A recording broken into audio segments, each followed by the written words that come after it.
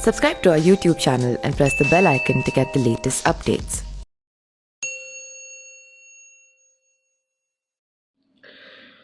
नमस्कार, मैं पिंटू सिंह यादव आप सभी का स्वागत करते हैं न्यूज लाइव में। दोस्तों, उत्तर प्रदेश में तीसरे चरण को लेकर जबरदस्त तरीके की चर्चा होने लगी है, तो वहीं अलग अलग पार्टियां लगातार प्रचार प्रसार में जुटे हुई हैं और पार्टियों के अलग अलग जो दिग्गज नेता हैं वो धुआंधार चुनाव प्रचार करते नजर आ रहे हैं।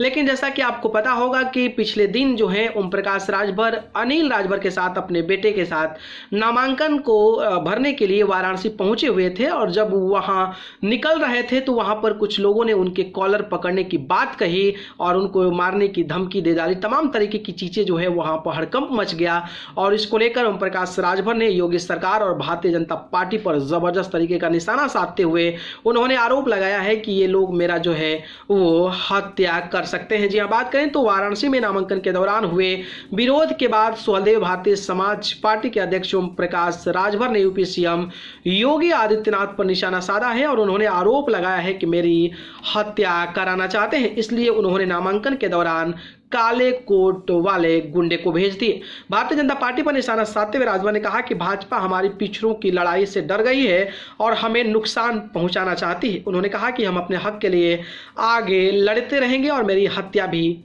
क्यों ना हो जाए, तभी यह लड़ाई जारी रहेगी। इस घटना पर चुनाव आयोग को संज्ञान लेना चाहिए। सुहलदेव समाज पार्टी ने चीफ जो ओम प्रकाश राजभर है नामांकन के दौरान हुए विरोध पर उन पर हमला करार दिया है। राजभर ने कहा है कि यह हमला डीएम और प्रशासन की मिलीभगत से हुआ है।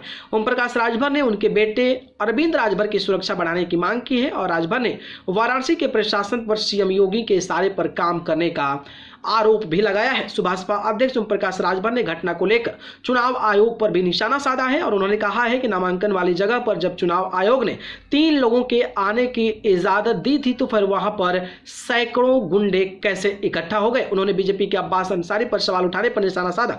राजभर ने कहा कि अब्बास को मैंने प्रत्याशी बनाया है और राजभर ने कहा कि अब्बास प्रत्याशी बनाए जाने पर सवाल उठाने वालों को ब्रजेश सिंह और सुरेश राणा पर भी जवाब देना चाहिए। बता दें कि ओम प्रकाश राजभर के बेटे अरविंद राजभर वाराणसी की शिवपुर विधानसभा सीट से सुभाषपा के प्रत्याशी हैं। तो ओम प्रकाश राजभर जब अरविंद को लेकर नामांकन दर्ज करने पहुंचे तो भाजपा समर्थकों और अधिवक्ताओं ने उनका विरोध किया। राजभर की शिकायत पर वाराणसी के कैंट थाने में अज्ञात अधिवक्ताओं के खिलाफ केस दर्ज कर लिया गया और विरोध करने वालों को कहा कि राजभर लगातार जो है विवादित बयान देकर लोगों की भावनाएं भड़काते रहते हैं, इसलिए उनका विरोध किया जा रहा है। खैर, इस पर आपकी क्या राय है? कि आपको लगता है कि लोकतंत्र में ऐसी चीजें होनी चाहिए कि अपने गुंडों को भेजकर किसी पार्टी के सुप्रीमो को बदनाम और उनके साथ कॉलर पकड़ने की मामला सामने आए? इस पर आपकी क्या राय है, बताइएगा। धन्यवाद।